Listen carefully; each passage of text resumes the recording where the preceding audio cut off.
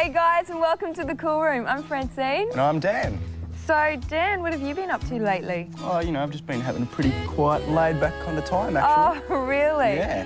That's not what I heard. What did you hear? Oh, this is you, isn't it? Check this out. Oh, that's what I mean by having a laid-back time, just laying back on top of a whole heap of people, you know?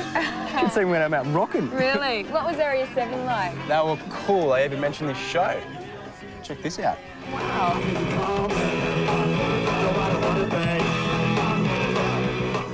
Watch the Cool Room because apparently it's cool. Room. An excellent time was had by all. We'll show you what else happened at that gig, plus interviews with Area 7, the Get Up Kids and Jebediah all over the next few weeks. Hey, where's Monster? He's not on holidays, is he? Monster! Monster! Hey, Monster, oh, you got something around your neck here. What's this? What have we got? Here we go. This is, it's a list of what's happening today. First of all, we've got fantastic local singer Diana Arnade performing here right in the studio. We've also got the Extreme World Surfing Champion and the creators of the PlayStation game. We learn all their secrets, and we have a Stuart Little review. That's just coming out during the holidays. Did you forget something? No, I didn't forget. I was just leaving that for the last. The other day I had a chat with British super singer Tina Cousins. Oh, hey guys. I'm here having lunch with pop sensation Tina Cousins.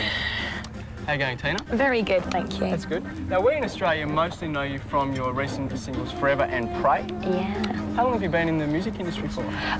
For quite a few years now. I actually gigged with bands for a long time before I actually got signed, so I've done my groundwork. How much time and hard work does it take to become a real successful musician? A lot. It's really weird. I never actually realised before I went into it just how much hard work it actually is, which is why, you know, I tend to, anybody, even if it's a particular music that I don't like, right, I still got to have a bit of admiration for them because it is hard. Yeah. But it's good fun as well. Every singer wants to sing a ballad, but there's a lot to be said about, you know, standing on stage and going, "Hello, Sydney, how you doing?" And they go, yeah, it's brilliant. It's all the little hairs on your arms stand up on it. It's fantastic. I like that. So. Great. And Pray is one of the most heavily played albums on Australian radio. Did you expect to get so much international recognition? I didn't. I never. It was really weird, especially because obviously Australia, to me, as a British artist, is the furthest that you can possibly go. I never for a minute thought that it would go as big as it has. Now, Tina, you're supporting Human Nature in their tour of Australia next week. Have you ever worked with the guys before? I hadn't actually until our first gig. I have to say it was really weird because we were both in interviews talking about each other, but had never even met before. Right. So, but they're a cool bunch of guys, and I'm quite a stickler for people having a talent, and I have to say that they can all really sing. Yeah. So I was quite impressed when I sat and I watched their rehearsals. I had a bit of a nightmare actually the other day. I was doing an install. Okay. And the worst thing in the world is falling over on stage. Don't tell me that happened. That's what I did. Oh, no. It was terrible. What's the one thing that you take? Is it you got a little special item or do you take when you're on tour? Well, at the moment, it's this weird sort of tea stuff that is good for the throat because what, an MT? Weird tea, you know, like tea. Oh, right, drink, okay, nice yeah. Tea. Look at that. Oh, fabulous. Fantastic. Well, it looks like our lunch is served. Thanks very much for Tina for having a chat with us today. Thank you very much. I really hope everything goes okay for you in the future. Fingers crossed. Yeah. Thanks, Tina. Thank you. What a great lady. Quite different to our next guest. Here's Miss Kiskillia trying to get her own way in detention. Cool Room. A bar. Club. Well, they have call centres. Is that what you mean? Call centres? French, probably French, foreign, what is it? In French. Foreign. I don't know. It's where all those little chicks dance in their little tank tops and yeah, it's all right, eh? And have that scape show. Yeah, pretty good. Great. We love detention, but the real thing sucks! Well, welcome back to the Cool Room. Now, this is my ideal job. If I had to do something else, I'd want to design PlayStation games. What a way to make money, eh? Well, we've got two PlayStation designers straight off the plane from Britain to tell us what they do. We'll meet them in a minute, but first we'd better find out whether Sharina and the gang win the guy of their dreams. No, it's not wrong. And it's not wrong to send your emails to Dan and me. We've got some good ones this week, like this one from Doug Scott, who said, "When the Cool Room comes on in the morning, I wake and disturb everybody in the house." Well, Doug, I guess if I have to be up at this hour, so does everybody else. And this one from Casey Moon, who writes, "Could I please say hello to my beautiful boyfriend Andrew and tell him I love him very much?" No, Casey, you'll get boy germs that way. And this one from Siobhan Caplice, who loved last week's show because we mentioned her favourite food, tomato sauce and Devon sandwiches.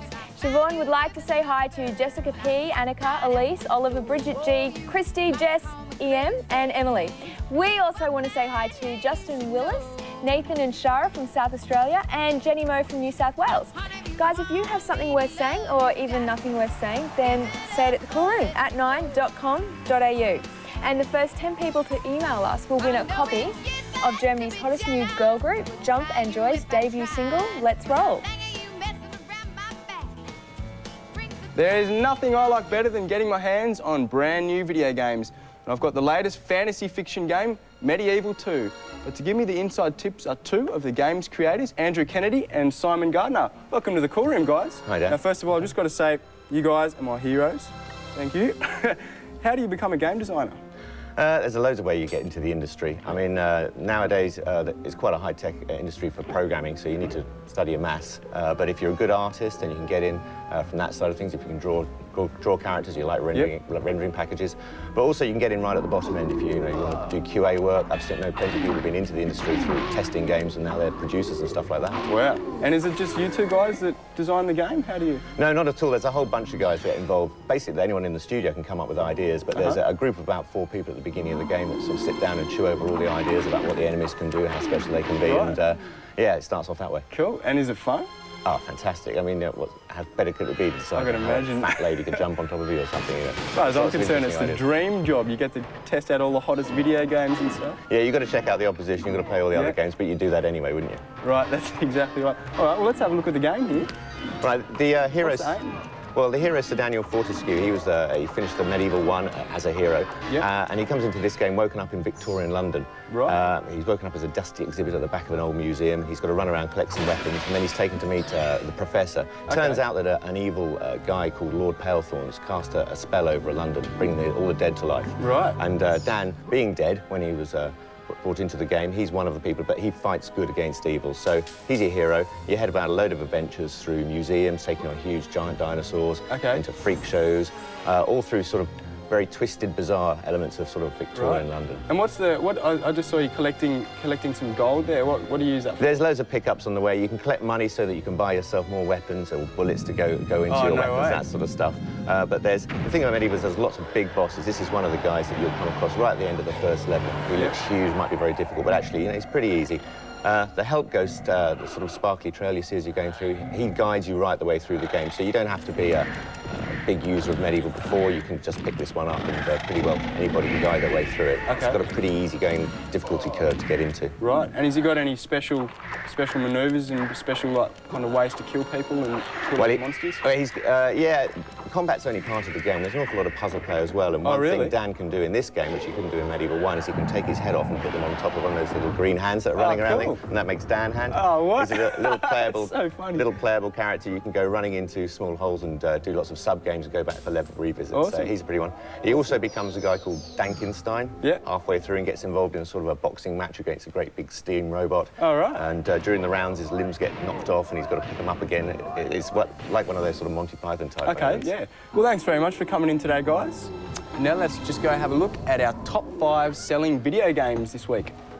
Okay, Dan, the top 5 video games are number 5, Fear Effect. Number 4, Crusaders of Might and Magic. Coming in at number 3, Resident Evil 3.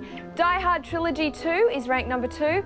And the number 1 PlayStation game this week is Cricket 2000. Boom. Boom. Boom. You're watching the Cool Room. Some people watch us for the musical guests, some watch us for the hot action, some love the cartoons and some love the giveaways. That's what we have here right now in the shoot. All it takes is a press of the button, but we just got to make sure Monster's not standing in the way. Get out of there, Monster. Good on you. Here we go. And our 2 winners are... Press of the button, down they come, whoa! Okie dokie, our 2 winners are... Courtney Marshall from Taringi Street in Queensland. Our guests are in Queensland. And Daniel Windish from Merrifield in Queensland. Congratulations, guys. As always, we have a heap of stuff to send you. You get a fab Trek pack and Explorer's Watch from Wild Planet. A Bad Boy or Bad Girl pack from Liquid Culture.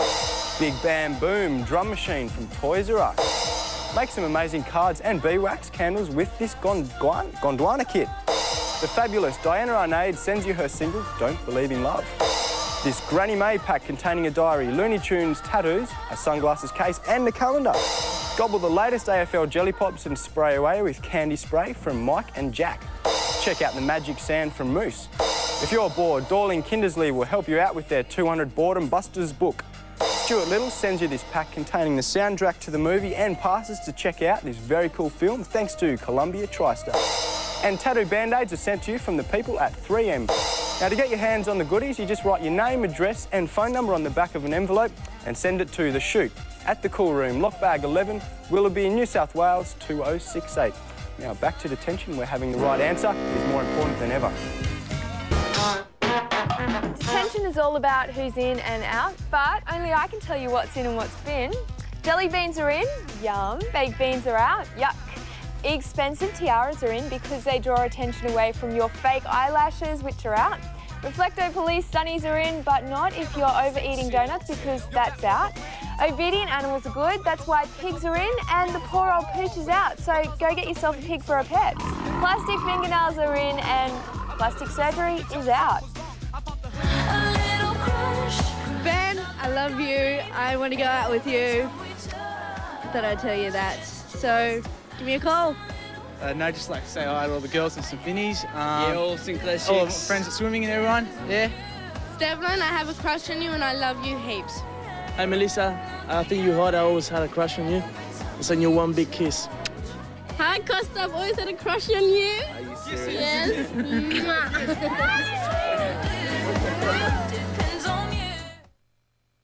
Chill out with a coffee and watch the Cool Room.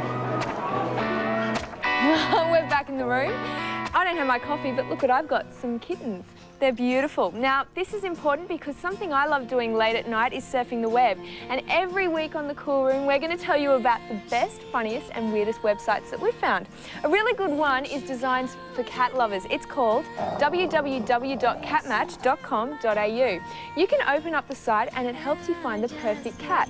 You say what type of cat you want, what sex, how old, what colour, and up comes a list of all the available cats that match your description. There's even one in my suburb. And if you have a cat that needs a good home, you can enter the description of your pet into the database so that another cat lover can find it and adopt him. This site also has heaps of info on how to care for a cat. And if you know a really good website, then let everybody else know too. Just drop us an email at coolroom.com@9.com.au.